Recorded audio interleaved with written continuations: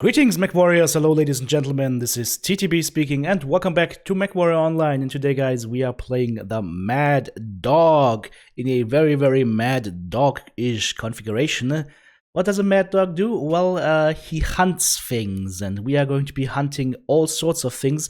Preferably, guys, light things, light mechs and medium mechs. 6 Mad Dog, yeah. This is the kind of mech where you go around the corner, you see this mech, and you go, oh shoot! And you run like hell, and you hope he doesn't catch you, but he will catch you, and then the streak starts hitting you. Okay, let's have a look at the build real quick.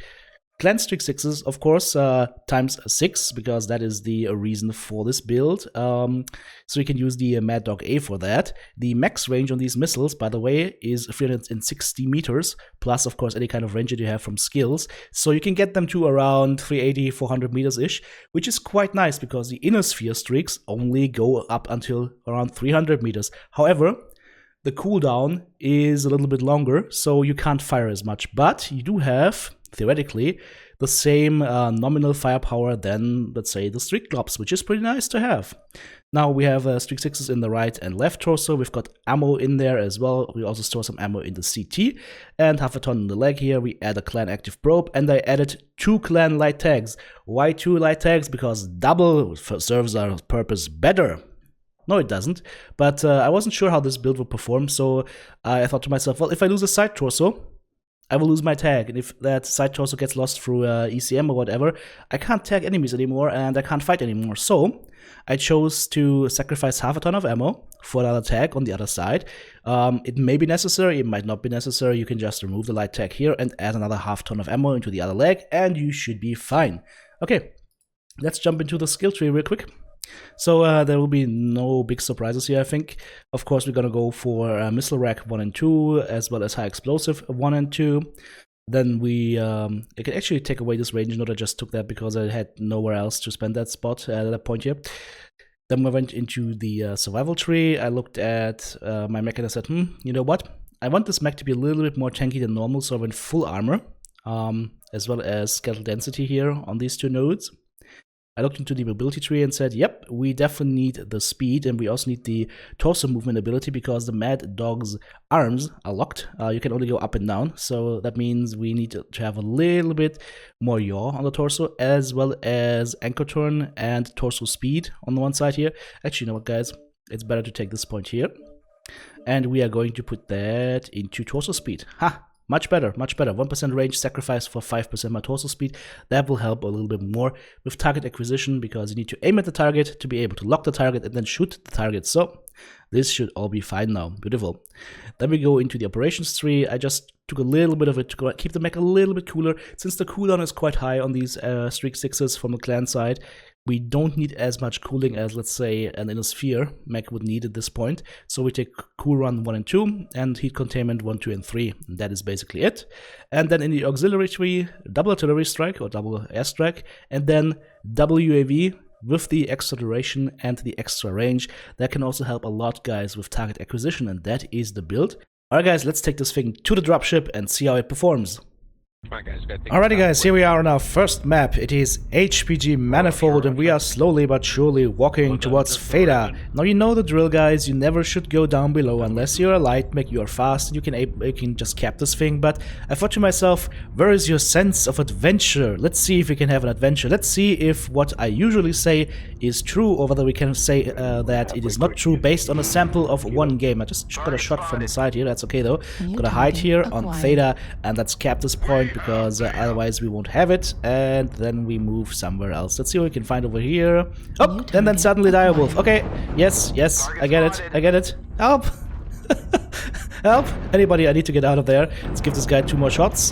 He's at 86% of what? I damaged him more than he damaged me, so that's nice. I'm looking it up with a Direwolf and a Mad Dog. Whoop! And he's got friends as well on the other side. Okay, I need to get out of here instantly. Ooh, and there's a Night Star coming in as well. No. Guys, we have to leave. We have to run. We have to run for the hills. Fast as we possibly can. Holy hell. Yeah, that was painful. We lost 22% of our mech. So, based on the sample of 1, is it good to go down below? not if the enemy assaults decide that this is a good place to hang out. So, general rule of advice, don't do it. So, let's look up here, maybe try and get lock on the Night Star and shoot him from the top. Yep, that actually went into the target perfectly. And now we're just gonna see if we can find any targets up top and kill them, and then we will take our attention and turn it towards the targets down below. That catapult, for example, looks very, very alone. Poor Jester. Let's go ahead and put him out of his misery. Yeah, there's no chance. He has no chance to survive right now. Let's get a few shots into target here. Whoop and whoop. Need to be quite careful with the shots, but as you can also see, there is somebody with AMS downstairs, and I'm actually inside his bubble, and AMS will shoot through walls for whatever reason. So I'm getting a little bit hampered now in the amount of damage I can do with my weapons. So let's go over to the other side and see what we can do over there. There's a Marauder to see incoming, there's a Stormcrow incoming as well, and the Stormcrow looks juicy, but even more juicy is the Marauder. Nope, he is not close enough. Too far away. Let's go in on his buddy, the Stormcrow. Give him 2 nice shots with the streaks, and then go back a little bit. Guys, you have to dart in and out of combat here with this build, and since the cooldown on the streaks is quite long, you have ample time to go in, get your lock, shoot, get back out again, and so on. And there is another Marauder to see. Aha. Okay, buddy. I don't know why he thinks that was a good place to hide, but yeah, he's dying horribly right now. Let's see if we can get his side torso. Be careful with streaks, by the way, guys. They do team damage, so make sure there's nobody between you and your target, or you might actually kill a teammate inadvertently, and you don't want that. Hey, stop shutting down here. What the hell? Come on. One more shot should do it. Die! There we go, perfect. Okay. 4 kills over 2, however the enemy team has 4 capture points at this point. So we need to make haste in killing these targets. We don't need to talk about it, we need to kill them.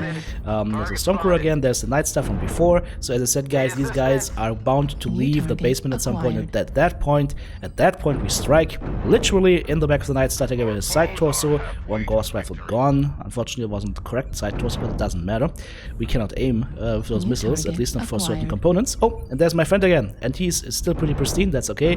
We're just going to streak him again and keep on going, and hopefully not get shot in the back by him while we jump on the Stormcrow from before and try and chase him away. And again, guys, it's all about positioning. I'm gonna go back into cover here.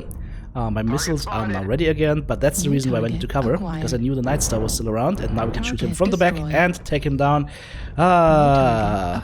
Content creator on Patreon violence. Perfect.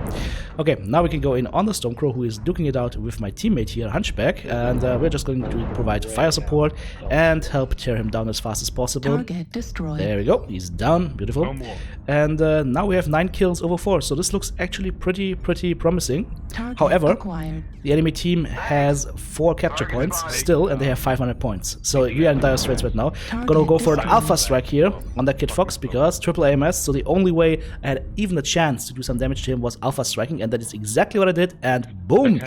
The weasel went to hell. Yeah? Sometimes you just gotta alpha strike, and you can alpha strike this thing, guys.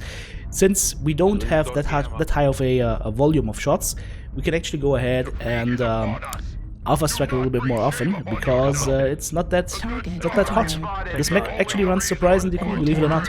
So let's see what we have. We have a teammate on Theta capping right now. I'm just gonna have decap here, and then we are gonna go ahead and go in on the Kodiak and his buddy, because I don't want my team to be dealing with these guys. I want my team to start capping, and the fastest way I can get my team to go capping is by killing the enemies, because naturally they will be a little bit skittish. So let's go in on the last target, Dire Wolfie, and let's turn this into a dire situation for Dire Wolf. Okay, he's shut down now. Let's go ahead and get a lock. Come on, and then we're gonna miss him a little bit more. Drop an artillery strike even if we need it. Maybe we can walk around him or something. But he gets killed from behind. Beautiful. Okay, so enemy team 650 points. We have 3 over 2 points, and at this point we have a light mech sitting on Kappa. The light mech has stealth armor. And what the guy unfortunately doesn't realize at this point is that his stealth armor is still on. So we're losing valuable seconds right now. And literally we're losing valuable seconds right now. But that's okay. I'm just gonna go and try to get to Gamma over there. And hope to get there in time to decap. But as you can see, this is not looking good. This is not looking good. The enemy team is ticking up still with about 2 points per tick. And that means that we are most likely going to lose this match. Yeah, no. But yeah, guys, I hope you guys got a good idea on how to play streaks. So, important bits: don't play them too close to the enemy. Don't play them too close to the enemy. You've got range. In this case, I've got almost 400 meters range. Use that range. You don't need to be brawling with this thing if you can stand at 350 meters and hit your target. Make sure you know teammates are between you and the target, because these missiles do not discern between friend or foe. They will kill teammates.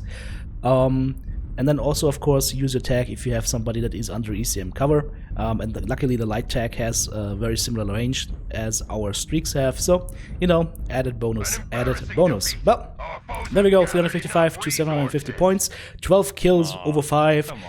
Close loss. Had we gotten that capture point earlier, I think we would have won this narrowly, but it's okay, it was a nice match. 4 killing blows, 4 assists, 2 solo kills, 4 KMDDs, and almost 1,000 damage done with 9 components destroyed. Guys, if you like this content, if you would like to become an active partner in supporting this channel, then go ahead, check out my Patreon page and see if there's something there for you. We're just gonna go ahead and jump right into the next match here and see what we can do. On Mining Collective even, wow. So, let's just move ourselves towards the center. Maybe peek over into Echo 5 and see if there are any light mechs. Oh, hello. Yes. Come to me, little flea. Come on, let's be friends.